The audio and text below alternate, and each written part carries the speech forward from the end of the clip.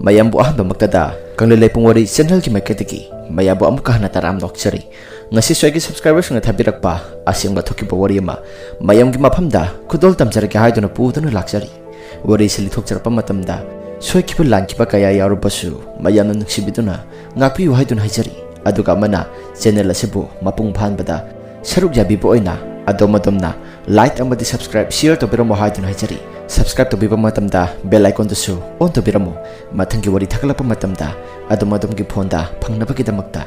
adodi wari sha hongnaba tokjaragi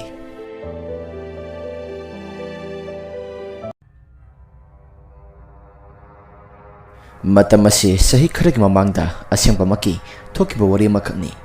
matamadada ai shamakta hakthinana loina thingnarakpana ngasi su ningsingluba matamda isada akiba amadi adum phawribani matamado nungsu thaki matamna go oibaga khoi chopa matamda nga asuki matik yamna pharami aikhoi gi turel lasi phabo nga khakta sunatana porom aso sobo singsu phaba yawnaribani dauna bu yarabadi matamado dai khuisu inkhalakpa na hangakta oibanina khoi chopa koiba langbasi asuki matik yamna pamlami inkhalakpa matam haibasidi yamna nungaiba punsi gi tangkak amani asumna nongmadi agi taw kenidina aingonda phone torakhi itaw ngasidi khoi chopasi Toreldo nong khara subagi khoi sopada nga yamna phanai hai aduna khoi sopa saluse itaw kenidigi wafam madada isu hoi haiduna yathoki aisu agi khoi singado kaida lekhrage haiduna aisu kothi thirami mataw adumna aina thiringai matam madada imasu laklaba matumda aingonda karinu thiritu bo haiduna hanglakhi matam madada aina asumna haikhi ima asigi kachelasida agi khojedo thanam taine imana ka polo simbada yaukhraba jalo aiki wahang adada iman asum namu khummi hoi lamjaga se sai haiduna ne aina mafam amada thamkibani kedoge hairibano khoi aduna hoji chopke hairibro aisu hoi haiduna khummi matam adada imana ikaba matam se lai mathiam na phong hebani khoi chopoga sakhini bungo aisu imagi wafam adada yaba kauramdi maramdi imana ba singaduna khoi chopa salu se haiduna aisu yathokrabadada hana dage aisu khoi chopasi asuki matik yamna pamduna lai asomna aisu khoi ado laukthok laba matungda satnabagi damakta sem sarami adomna aisu lairingi matamadada imana ba jackson ne kennedy ne amasung roshanga makhoi ohum lakhi aina adomna sem saringi matamadada makhoi ohum sulakpadada imana asomna haiki ibungo kennedy nakhoi khoi chopani haribasi imadi onthokna pamkhitreda maramdi ikaba matamasi ibuda wang brain si mati phungba matamni handak marakse manghana ka nungai tabaga nakhoina khoicho pasakani haribasi imadi onthokna pamkitreda adomna imana hek hakiba matamadada imana ba kenedina asumna makhumlai ima karisu thudongna tawroida mafam masida sahi kudingi khoi adum soptuna laklibani imana ba kenedigi wafam madada imana makhummi khangdra deibong hoi noina hosikangi matam masida tingkhela khepasina ne aikhodi karim tangampham khangdre fare noina phagadabadu tawro asi haram laba matungda imasu imungda sangkhi aikhoisu sanaba thoklase hairaka aikhoi marisu wari sana sanaraga lambida lakpa hokhi adamna aikhoina lambida lakpa matamadada imanaba kenedi si lambida khudi thiraga to sinki aikhoi mayamsu lambi chatpa matamda namina nado hanatuna yenglaga sati haidana imanaba kenedi da aikhoi mayamna ngangkhi aduga aikhoisu noklibani imanaba kenedi na aikhoi mayamna ngangbu uruba matamda mahakna sumna haiki lambi se aisu makhada yenglaga satke tawani nakhoi gi nasak athiba singdo yenglaga sapa matamadada lambi asida isu khudinaribani imanaba kenedi ki wafam madada aina mo asumna haiki yari bhai nakun khange ko nasak thiba nakhoida yenglingai matamda khudin nakhibani kaiduna nangonda hena phasariba ngaktani ko aikhoi ahumse aiki wafam asi taraba matungda imanaba kenedina asumna makhummi nungai ni noi hore nakhoi gi khoiso phamadada aina kedoraki yengo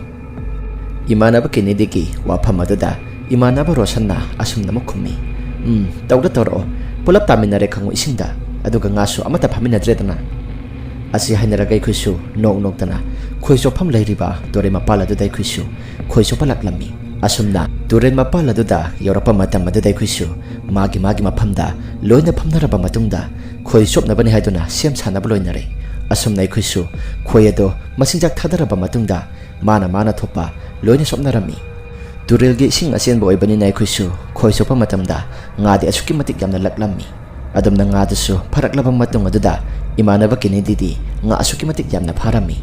Adamna khoi adusu ngihakti tumina karimta lang taba makai sominaraba matungda imanaba Kennedy dudi mathanta yamna kana lauraga isingda songthaki. Aikoisu imanaba Kennedy gi matawadada yamna ngakna yengnakhi. Adabu imanaba Kennedy di mahaksu isingda ngihaktan kauramlaba matungda khara lupthaba hokre. Adamna lupthaba horapa matam madada imanaba Roshan amasung Jackson gana imanaba Kennedy tubu singkhatli. Adamna singkhatlaba matung adada aikoisu mayumda purasi haiduna mayumda purakle. Imanaba Kennedy di isingda hek takibadagi mahaki phibam adudi karino gyan mangbagi matagum tawraga mamit adusu ngorong ongkhatuna sab yunglaga lekre. Aikoisu matok sing aduda pakapa thukapa kaya sing adu punsilaba matungda mayumda pubana pharani haiduna aikoisu mayumda puraklibani. Adamna aikoina mayumda hek purapa matamda mahana isingda songthabada sekriba phirol sing adusu aikoi mayam sanglaga loina hongdokpire. Aduga tawriba mataw kaya sing asi imada loina wari lithokpire. Kennedy gi imadasu masano pana tawrakliba mataw kaya sing asida pakapa thukapa kaya sing asi phawraklaba male maiba ama kauruge hairaga maiba kaupa chatkre. Aikoisu khara yengsilama hairamlaga asumna imanaba Kennedy dudi phamung aduda tumina taraga lei. Mamit adusu mathakta adum yengkhatli. Aikoina kori bangang liba sing ado amata taramde. Aikoisu masada isingda tasingkhibanina makhong ado sagatnabani haiduna aikoisu phi athabana loina omsilammi. Ngihaki matung imadoga maibaga lakminakhi. Adumna maibana lakpa matamda lai khuramnabasu khudak aduda sem saba loinare. Adumna lai khuramnaba sem saba horapa matam aduda Kennedy gi imana asumna hairakhi. Ibungo nakhoi humne natausi horeng karigumba chen chongba tawrakpa yai. Nakhoi humnane natausi mapanda thoraktanaba phagadabaniko. Imagi ngaklaba wahi aduda aikoisu hoi ima haiduna aikoisu kari matawno khallaga loina leinakhi. Asumna mapanda lai khuramnabani haiduna loina tawnakhre. Aikoisu manung aduda imanaba Kennedy da aikoisu wari sanarami. Adabu aikoina sanariba wari pumnamak sing adudi imanaba Kennedy su yamunna yenglaga bhab tana tariboi haiduna khallammi. Adabu ngihaki matungdadi imanaba Kennedy si mathanta yamna asawbagi mohongda tawraga mapanda chenthokki haiduna phamung adudagi phukogotuna sengge tawi. Aikoi mayamsu mapanda thoalakanu haibaduda mahpu yamna kana pharami. Adubu yamna ngakba thokto amana imanaba Kennedy si aikoi galoina ringai matamdadi mapangal si kaya kanbu oidabani. Adabu numesemadi aikoi ohumna phagi haiduna tawra phawbada phaba pakna ngamkhide. Adabu mahakna mapanda senthoraklibani haiduna thongji pana duda hek yoge taba matam adada isu mokhwangda songsilaga taplawna konselli. Aduga imanaba Rosanasu imanaba Kennedy gi mokokta sappi. Aduga imanaba Jacksonna makhong ado pharaba matungda mapanda de aikoisu nampuda thuankhidre mamana hairambagi matungina. Adabu imanaba Kennedy di aikoina phawada mahaksu satra yamna kana tawrakhi mahaki areba pangkal phudoklaga aikoi ohumsu mana dingamba yaroi haiduna aikoi ohum manaraga mahaki phamung aduda amu pusilli. Adamna pusillaba matung aduda aikoisu phamung aduda lenghandana thami. Mapanda maibana lai khurambadasu loisingkhre. Adumna lai khuramba loiraba matung aduda Kennedy gi babaga imagana sanglaktuna aikoda sumna haiki. Ibungo yaranida lai su khuramba loirabanina maibanasu kaya kasu thuidokna tawraklaroi haiduna hairaklammi. Phare nakoisu yumda gyantana pothazaruro isa singsu loina waramlani. Asi hairaklaba matungda aikoisu yumda hange tawi. Adumna yumda hange tawba matam aduda imanaba Kennedy da aikoisu yengsilure. Adumna yengsiluba matam aduda imanaba Kennedy di mahaki mamito ngangsangang makai yamna akiba sakta mamani. Magi sakta madu uraba matamda aikoi ohumsu tu sungkiba khanghaude. Aikoisu yumda hanarasi hainaraga yumda halakhi.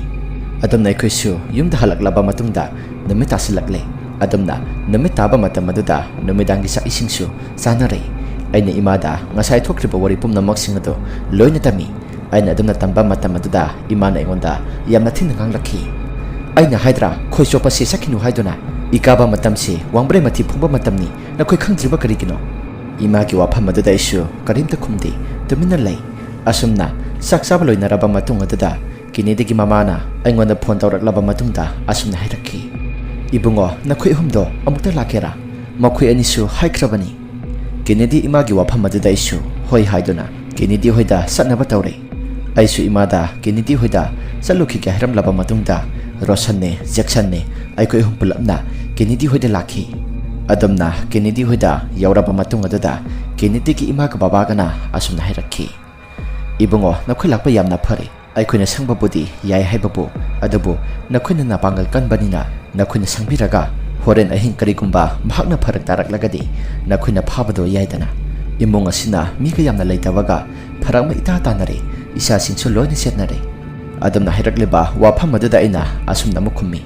ꯏꯃꯥ ꯑꯗꯨꯝꯅ ꯈꯟꯒꯅꯨꯗ, ꯑꯩꯈꯣꯏꯁꯨ ꯏꯃꯥꯟꯅꯕꯅꯤ, ꯄꯣꯛꯃꯤꯟꯅꯕ ꯏꯆꯤꯟꯅꯥꯎꯗꯨꯝꯅ ꯑꯩꯈꯣꯏꯁꯨ ꯂꯣꯏꯅꯔꯤꯕꯅꯤ꯫ ꯑꯃꯒꯤ ꯑꯋꯥꯕꯗ ꯑꯃꯅ ꯃꯇꯦꯡ ꯄꯥꯡꯅꯕ ꯍꯥꯏꯕꯁꯤ ꯃꯤꯑꯣꯏꯕꯒꯤ ꯂꯤꯆꯠꯅꯤ꯫ ꯐꯔꯦ ꯐꯔꯦ ꯑꯗꯨꯗꯤ ꯅꯈꯣꯏ ꯃꯔꯤ ꯄꯨꯂꯞ ꯇꯨꯝꯃꯤꯟꯅꯔꯣꯀꯣ, ꯏꯃꯥꯈꯣꯏꯁꯨ ꯇꯨꯝꯗꯕꯤꯗ ꯃꯍꯥꯛꯅ ꯀꯔꯤ ꯇꯧꯔꯛꯀꯦ ꯍꯥꯏꯕꯗꯨ ꯉꯥꯏꯗꯧꯔꯤꯕꯅꯤ꯫ ꯑꯁꯨꯝꯅ ꯍꯥꯏꯅꯔꯕ ꯃꯇꯨꯡ ꯑꯁꯤꯗ ꯑꯩꯈꯣꯏꯁꯨ ꯇꯨꯝꯅꯕꯅꯤ ꯍꯥꯏꯗꯨꯅ ꯁꯦꯝ ꯁꯥꯟꯅꯔꯦ꯫ ꯀꯦꯅꯤꯗꯤꯒꯤ ꯃꯍꯥꯛꯀꯤ ꯌꯥꯝꯅ ꯄꯥꯛ ꯆꯥꯎꯈ꯭ꯔꯕ ꯐꯃꯨꯡ ꯑꯗꯨꯗ ꯑꯩꯈꯣꯏ ꯃꯔꯤ ꯄꯨꯂꯞ ꯇꯨꯝꯅꯕꯅꯤ ꯍꯥꯏꯗꯨꯅ ꯂꯣꯏꯅ ꯇꯧꯅꯔꯦ꯫ ꯑꯩꯈꯣꯏꯁꯨ ꯏꯃꯥꯟꯅꯕ ꯀꯧꯕꯅꯤꯅ ꯅꯨꯡꯁꯤꯔꯨꯕꯅꯤꯅ ꯑꯩꯈꯣꯏꯁꯨ ꯃꯍꯥꯛꯄꯨ ꯀꯔꯤꯗ ꯀꯗꯥꯏꯗ ꯁꯣꯏꯈꯤꯒꯗꯒꯦ ꯍꯥꯏꯗꯨꯅ ꯑꯩꯈꯣꯏꯁꯨ ꯃꯤꯀꯨꯞꯅ ꯍꯨꯝꯁꯤꯡꯅ ꯌꯥꯝꯅ ꯀꯟꯅ ꯁꯦꯟꯅꯔꯝꯃꯤ꯫ ꯑꯩꯈꯣꯏ ꯑꯍꯨꯝꯁꯨ ꯁꯨꯡꯇꯨꯝ ꯇꯨꯝꯗꯕ ꯃꯈꯩ ꯑꯗꯨꯝ ꯁꯦꯟꯅꯔꯛꯄꯅ ꯑꯍꯤꯡꯒꯤ ꯄꯨꯡ 12 ꯇꯥꯔꯛꯀꯗꯧꯔꯦ꯫ ꯑꯗꯨꯝꯅ ꯄꯨꯡ 12 ꯇꯥꯔꯛꯀꯗꯧꯔꯕ ꯃꯇꯝ ꯑꯗꯨꯗ ꯑꯩꯈꯣꯏꯁꯨ ꯇꯨꯝꯂꯛꯇꯕꯒꯤ ꯑꯋꯥꯕ ꯀꯌꯥꯁꯤꯡ ꯑꯗꯨ ꯈꯥꯡꯕ ꯍꯦꯟꯃꯜꯂꯛꯇꯅ ꯑꯩꯈꯣꯏꯁꯨ ꯎꯏꯊꯕ ꯍꯧꯅꯔꯛꯂꯦ꯫ ꯑꯗꯨꯝꯅ ꯎꯏꯊꯔꯛꯄ ꯍꯦꯛ ꯍꯧꯔꯛꯄ ꯃꯇꯝ ꯑꯗꯨꯗ ꯄꯨꯡꯁꯨ 12 ꯆꯞ ꯆꯥꯅ ꯇꯥꯔꯦ꯫ ꯏꯃꯥꯟꯅꯕ ꯀꯦꯅꯤꯗꯤꯅ ꯃꯍꯥꯛꯅ ꯇꯧꯔꯛꯂꯤꯕ ꯃꯇꯧꯁꯤꯡ ꯑꯁꯤ ꯌꯥꯝꯅ ꯑꯀꯤꯕ ꯐꯪꯂꯕ ꯃꯇꯧ ꯑꯃ ꯇꯧꯕ ꯍꯧꯔꯛꯈꯤ꯫ ꯑꯩꯈꯣꯏꯅ ꯇꯨꯃꯤꯟꯅꯔꯤꯕ ꯄꯔꯦꯡ ꯑꯗꯨꯗ ꯃꯍꯥꯛꯇꯤ ꯃꯅꯤꯡ ꯊꯪꯕ ꯁꯔꯨꯛ ꯑꯗꯨꯗ ꯈꯔ ꯃꯊꯟꯇ ꯃꯅꯤꯡ ꯍꯜꯂꯒ ꯀꯥꯡꯊꯣꯜꯒꯤ ꯀꯣꯛ ꯊꯪꯕ ꯁꯔꯨꯛꯇ ꯈꯥꯒꯠꯂꯤꯕ ꯑꯋꯥꯡꯕ ꯁꯔꯨꯛ ꯑꯗꯨꯗ ꯃꯀꯣꯛꯁꯤ ꯃꯊꯟꯇ ꯗꯣꯡ ꯗꯣꯡ ꯂꯥꯎꯅ ꯁꯨꯖꯤꯟꯕ ꯍꯧꯔꯛꯈꯤ꯫ ꯅꯨꯃꯤꯠ ꯑꯁꯤ ꯑꯩꯗꯤ ꯑꯍꯥꯟꯕ ꯅꯨꯃꯤꯠꯅꯒ ꯑꯣꯏꯕꯒ ꯑꯁꯨꯛꯀꯤ ꯃꯇꯤꯛ ꯌꯥꯝꯅ ꯍꯩꯅꯔꯝꯗꯦ꯫ ꯃꯔꯝꯗꯤ ꯏꯃꯥꯟꯅꯕ ꯀꯦꯅꯤꯗꯤꯅ ꯇꯧꯔꯤꯕ ꯃꯌꯥꯝꯁꯤꯡ ꯑꯁꯤ ꯑꯩꯁꯨ ꯄꯨꯟꯁꯤꯒꯤ ꯑꯍꯥꯟꯕ ꯑꯣꯏꯕꯅꯤꯅ ꯌꯥꯝꯅ ꯍꯩꯅꯗꯕ ꯑꯃꯒ ꯂꯣꯏꯅꯅ ꯏꯁꯥꯗ ꯀꯤꯕ ꯑꯃꯁꯨ ꯐꯥꯎꯔꯝꯃꯤ꯫ ꯑꯗꯨꯝꯅ ꯏꯃꯥꯟꯅꯕ ꯀꯦꯅꯤꯗꯤꯅ ꯃꯃꯥꯡ ꯊꯪꯕ ꯁꯔꯨꯛ ꯑꯗꯨꯗ ꯀꯥꯈꯠꯂꯒ ꯃꯊꯟꯇ ꯗꯣꯡ ꯗꯣꯡ ꯂꯥꯎꯅ ꯁꯨꯖꯜꯂꯛꯄ ꯑꯗꯨꯗ ꯑꯩꯈꯣꯏꯁꯨ ꯈꯔ ꯎꯏꯊꯖꯔꯝꯕ ꯑꯩꯈꯣꯏ ꯑꯍꯨꯝꯁꯨ ꯈꯪꯄ꯭ꯔꯦꯛ ꯈꯪꯂꯒ ꯃꯍꯥꯛꯀꯤ ꯃꯇꯧ ꯑꯗꯨꯕꯨ ꯑꯩꯈꯣꯏꯁꯨ ꯀꯤꯕ ꯑꯃꯗꯤ ꯐꯥꯎꯔꯝꯃꯤ꯫ ꯑꯗꯨꯕꯨ ꯏꯃꯥꯟꯅꯕ ꯖꯦꯛꯁꯟꯒ ꯔꯣꯁꯟꯒꯗꯤ ꯈꯪꯗ꯭ꯔꯦ, ꯑꯩꯗꯤ ꯏꯁꯥꯁꯦ ꯀꯤꯕꯅ ꯂꯣꯏꯈ꯭ꯔꯕꯅꯤ꯫ ꯃꯁꯤꯒꯤ ꯃꯇꯨꯡꯗ ꯐꯃꯨꯡꯗꯒꯤ ꯐꯠ ꯍꯧꯒꯠꯂꯕ ꯃꯇꯨꯡꯗ ꯃꯈꯥꯗ ꯀꯨꯝꯊꯈ꯭ꯔꯦ, ꯑꯗꯨꯒ ꯃꯅꯤꯡ ꯍꯜꯂꯒ ꯑꯃꯨꯛꯁꯨ ꯆꯠꯄ ꯍꯧꯔꯛꯈꯤ꯫ ꯃꯇꯧ ꯀꯌꯥꯁꯤꯡ ꯑꯗꯨꯗ ꯑꯩꯈꯣꯏꯁꯨ ꯀꯤꯕ ꯍꯦꯟꯃꯜꯂꯛꯇꯨꯅ ꯏꯃꯥꯟꯅꯕ ꯔꯣꯁꯟꯅ ꯑꯁꯨꯝꯅ ꯍꯥꯏꯈꯤ, ꯀꯦꯅꯤꯗꯤ ꯀꯔꯤꯅꯣ ꯅꯪꯅ ꯇꯧꯔꯤꯕꯗꯨꯕꯣ? ꯑꯁꯨꯝꯅ ꯍꯦꯛ ꯍꯥꯏꯈꯤꯕꯒ ꯏꯃꯥꯟꯅꯕ ꯀꯦꯅꯤꯗꯤꯅ ꯏꯃꯥꯟꯅꯕ ꯔꯣꯁꯟꯗ ꯃꯨꯟꯅ ꯌꯦꯡꯂꯛꯈꯤ꯫ ꯃꯇꯧ ꯑꯗꯨꯗ ꯏꯃꯥꯟꯅꯕ ꯔꯣꯁꯟꯁꯨ ꯃꯁꯥꯗꯨ ꯀꯤꯕ ꯍꯦꯟꯃꯟꯕꯗꯒꯤ ꯋꯥ ꯃꯈꯥ ꯇꯥꯅ ꯉꯥꯡꯈꯤꯗ꯭ꯔꯦ꯫ ꯃꯈꯥ ꯇꯥꯅ ꯏꯃꯥꯟꯅꯕ ꯀꯦꯅꯤꯗꯤꯗꯤ ꯃꯅꯤꯡ ꯍꯜꯂꯒ ꯆꯠꯄ ꯍꯧꯏ꯫ ꯑꯩꯈꯣꯏꯁꯨ ꯀꯔꯤ ꯇꯧꯒꯗꯕꯅꯣ ꯈꯪꯗ꯭ꯔꯦ ꯃꯥꯒꯤ ꯃꯇꯧ ꯑꯗꯨꯗ꯫ ꯃꯆꯤꯟꯗꯁꯨ ꯀꯔꯤꯅꯣ ꯈꯪꯗꯦ ꯇꯨꯔꯦꯜ ꯍꯥꯏꯔꯒ ꯃꯆꯤꯟꯗꯁꯨ ꯃꯨꯔꯨꯝ ꯁꯣꯜꯂꯤ, ꯑꯇꯩ ꯋꯥꯍꯩꯁꯤꯡꯁꯨ ꯂꯣꯏꯅ ꯁꯣꯜꯂꯤꯕꯅꯤ꯫ ꯑꯩꯈꯣꯏꯅ ꯈ꯭ꯋꯥꯏꯗꯒꯤ ꯃꯌꯦꯛ ꯁꯦꯡꯅ ꯇꯥꯔꯤꯕꯁꯤ ꯇꯨꯔꯦꯜ ꯍꯥꯏꯕ ꯋꯥꯍꯩꯁꯤ ꯑꯁꯤ ꯈꯛꯇꯅꯤ꯫ ꯑꯁꯨꯝꯅ ꯇꯧꯔꯕꯗꯤ ꯀꯥꯟꯅꯔꯔꯣꯏ ꯈꯜꯂꯛꯇꯨꯅ ꯑꯩꯈꯣꯏꯁꯨ ꯕꯕꯥꯒ ꯏꯃꯥꯒ ꯀꯧꯔꯕ ꯃꯇꯨꯡꯗ ꯃꯔꯨꯞ ꯀꯦꯅꯤꯗꯤꯁꯨ ꯃꯍꯥꯛꯀꯤ ꯐꯃꯨꯡꯗ ꯐꯖꯅ ꯏꯔꯦꯟꯖꯅ ꯀꯧꯁꯤꯜꯂꯕ ꯃꯇꯨꯡꯗ ꯐꯖꯅ ꯇꯨꯝꯊꯍꯜꯂꯦ꯫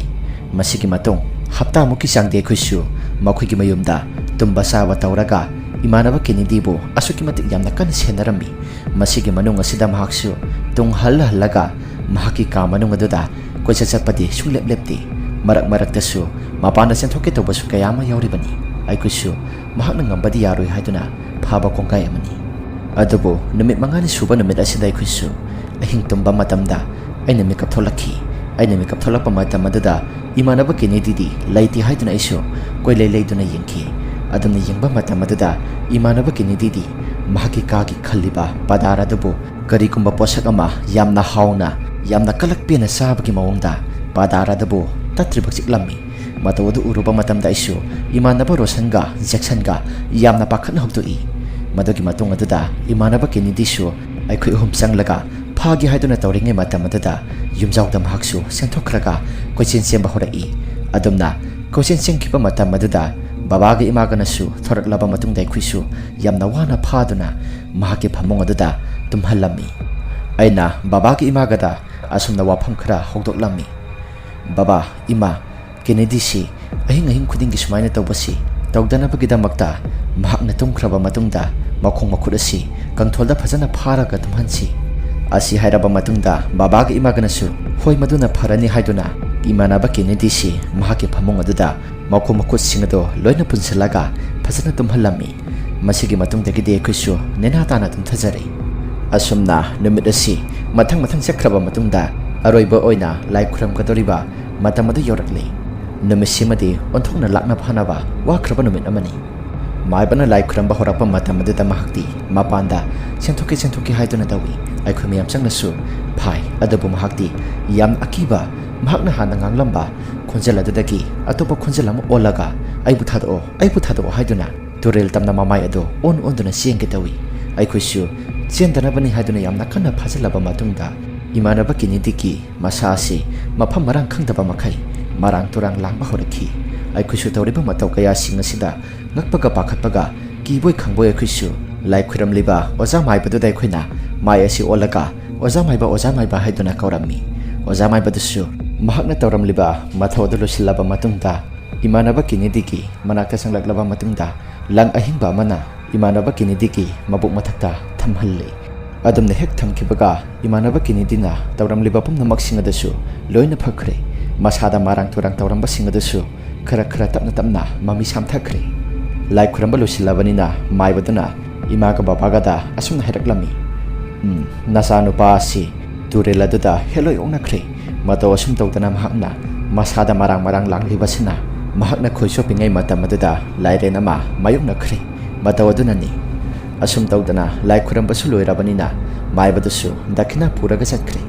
ngihaktangi matung imanaba kinidisu gyan tarakle adumna gyan tarakpa matamadada aikhu mayam sanglaga nangna tawkhriba singado nangna sakhang haiduna aikhu mayam sanglaga hangki mahakti tawkhriba mayam pumnamak singado karimta khangde haiduna mahakna heraklami